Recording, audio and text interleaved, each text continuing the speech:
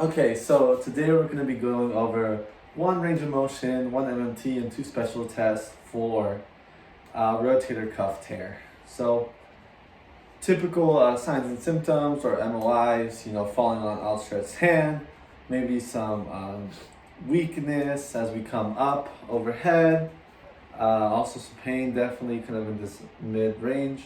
That would be called a painful arc. So one of the range of motion test that I would want to do right here is probably a abduction range of motion. So if I was here, I would ask the patient, okay, are you able to come out, bring that hand overhead as far as you can, straight out to your side, good. Once we're here, and down, perfect. So it looks like they had pretty good range. You would just measure that. Typically, might have some weakness, so as soon as we get around here, it might be difficult for them to kind of go farther overhead, so I would take the measurement there, kind of coming straight out.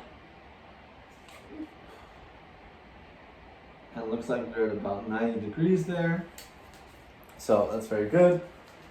Next one I want to do is to do maybe a shoulder external rotation test. This one we could do in sitting right here.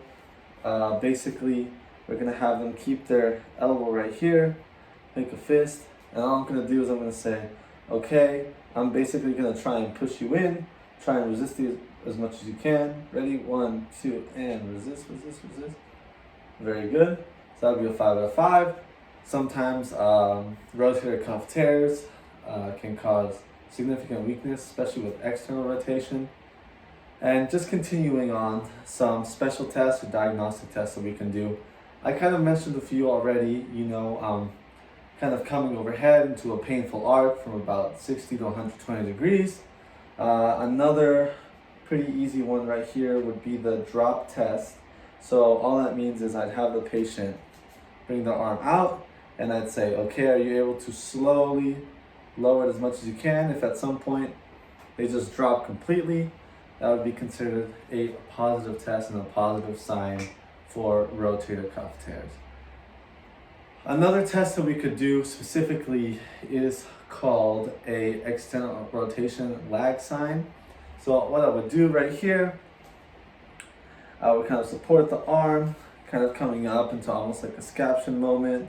I would place them in full external rotation, right? And what I would do is I would ask, okay, are you able to hold this position? I would let go of my support. If their arm internally rotated and kind of dropped forward, that would be a positive sign of external rotation. Lag sign, which a lot of times is indicative of, supraspinatus and infraspinatus muscle injuries, which of course are part of those rotator cuff muscles.